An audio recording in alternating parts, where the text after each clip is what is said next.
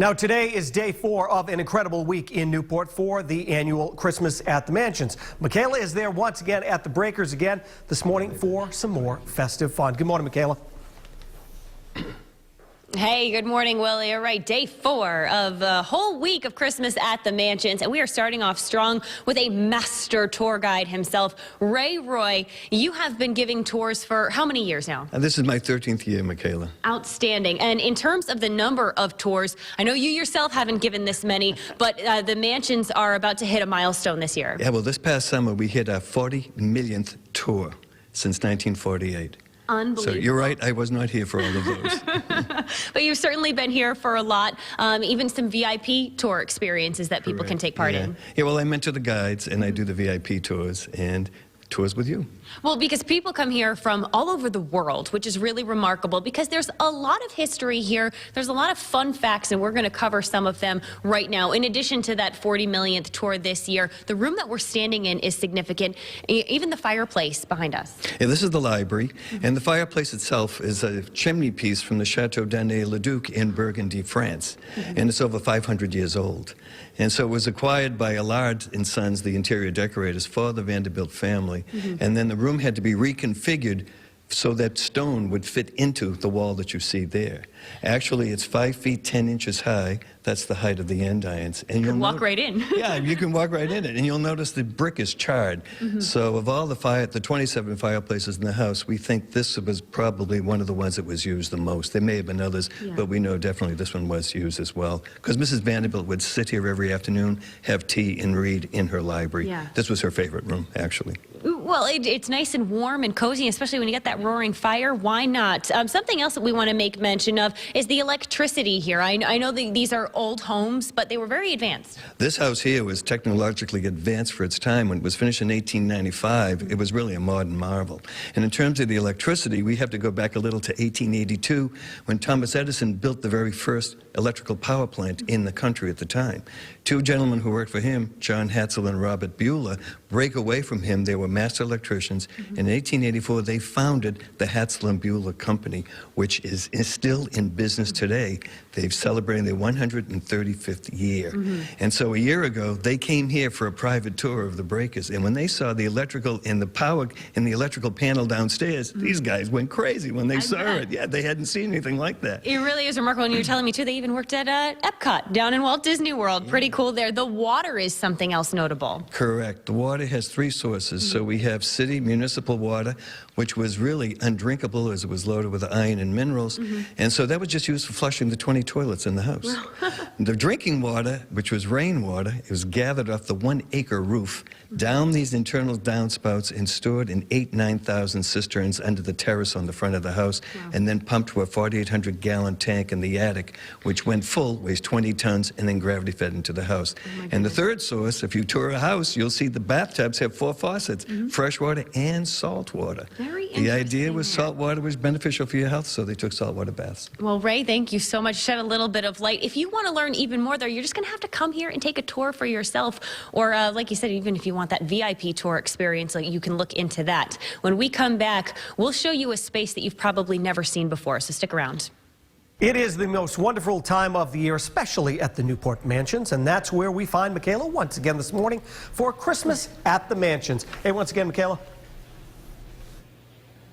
Hello once again. Yes, we are here, and I'll tell you what, John Rodman and I, who you might recognize from previous days of Christmas at the Mansions, had an opportunity to check out an area that we've never seen before, but you wanted to give a quick little mention. Well, first of all, I want to do a real quick shout out to you guys, because last night I was out with Will and Brendan and Ashley Erling. You received one of the Stars of the Industry Award from the Rhode Island Hospitality Association for the Road Show. Well done, guys. Thank you, and well done to you, too. You were there because you were an award winner as well. There's so much to see at the Mansions. They are winners in our hearts as well. Check it out.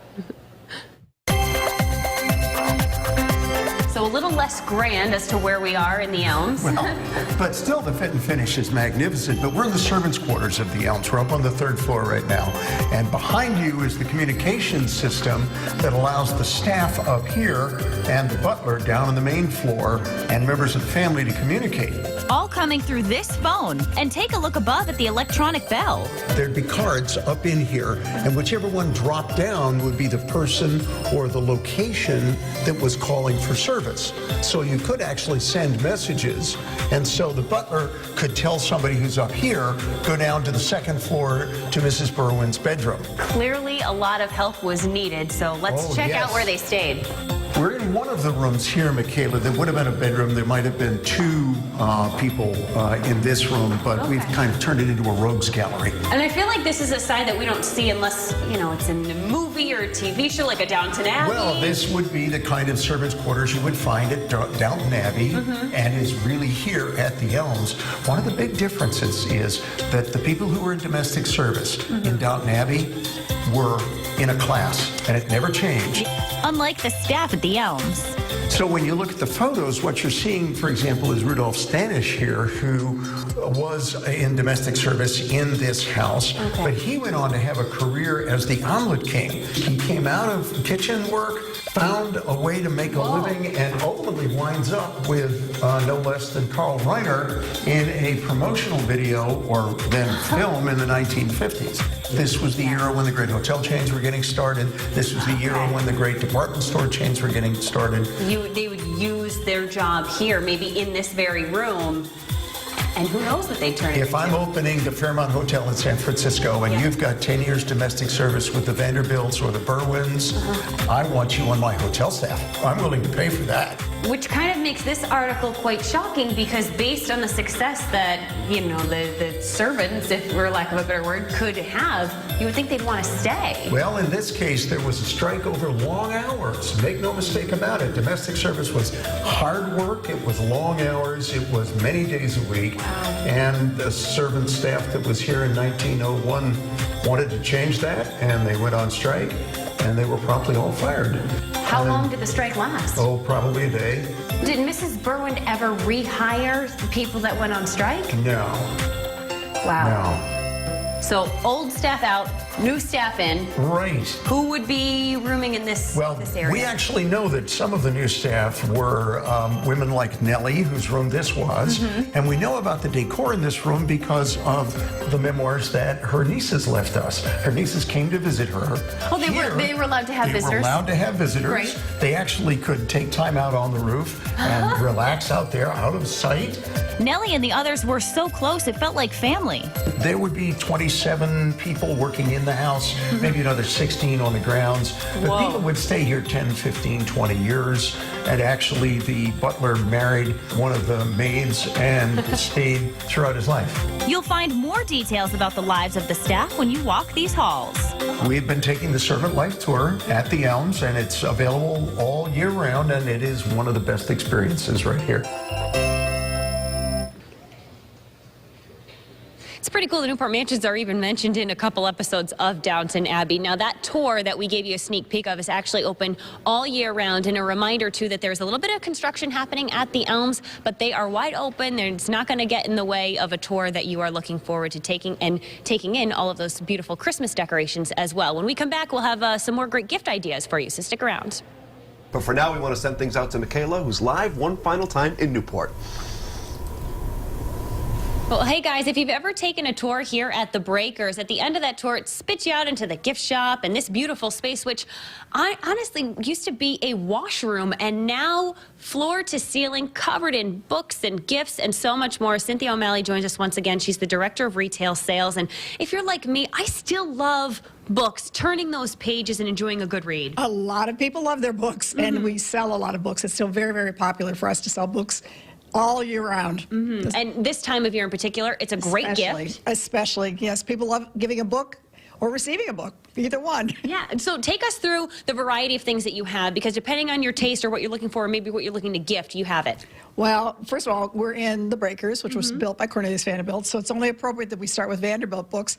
This is a wonderful book on the Vanderbilt family, and this painting on the cover of the book was actually done of the Vanderbilt family at the time. Wow. When they were William Kay and all of his children. One of these, which actually built the Breakers. Nice. The next one, Fortune's Children, was written by a Vanderbilt, Arthur Vanderbilt, about his family. It's got some really interesting ins and outs. Yeah. Good read.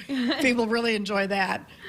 Next, we're moving to these. These are stories about Alva Vanderbilt and her daughter Consuelo, and of course they were at Marble House where we were the other day. Yeah. And this one actually was written by Consuelo in 1953.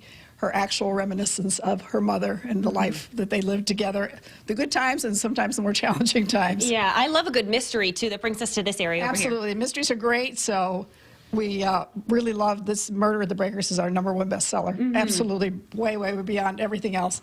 But we have other books on Newport that are mysteries, which are wonderful. This is a new one, Finding Mrs. Ford, and this was written about a mystery in Watch Hill. It's actually very, very interesting reading, so Yeah. it was new in June. Speaking of interesting, aside from murders, and maybe you just want to brush up on what's happening in the town. Well, that's true. So we have Newport first, because these are Newport books, and the Newport Bridge. This was the 50th anniversary of the Newport Bridge. So great. there's a great book that's been that has come out to commemorate that. I also love a good coffee table book, and take a look at the covers of these next 5 books here. Well, everybody loves a coffee table book Yeah. because with a Kindle or a reader, you don't really get the pictures. And people love to see the visual pictures. So the first book we have here is Living Newport, which is actually written by Betty Pardee, who is a local resident. A fabulous book of some of the events and things that go on throughout the year in Newport. The second one is about the Blue Garden. That was a garden that was restored by Dodo Hamilton about 5 years ago. Fabulous history of the garden here in Newport, and some lucky people have been able to see it. Yeah, we got some beautiful homes here, too. Imagine having a view like that, but I know a couple homes in Newport have made it in. That's correct. This, again, is a brand new book, on shingle style, and our Isaac Bell House is in it, and the Newport Casino is in it, too, also. Entertainment and lighthouses, and I really want to quickly bring up this book, which is a nice treat, especially if you've got I little kids. love this one. It says, I believe, and you go through, when I grow up, I'll grow tall like a tree, and it just goes on. It's wonderful. I got this for my grandchildren, and it's a wonderful gift for anyone. Very Yeah. inspirational. People love inspirational books. Yeah, even if you don't have kids, this is a fun one to It's a flip wonderful through. one to give to anybody. Certainly. All right, and plenty of books. If you got a reader in your life, or you yourself, or maybe just looking for something, you can find it here at the Breakers. Day 4 coming to a close, guys. We have one more tomorrow as we wrap up our Christmas at the Mansions week. You don't want to miss it.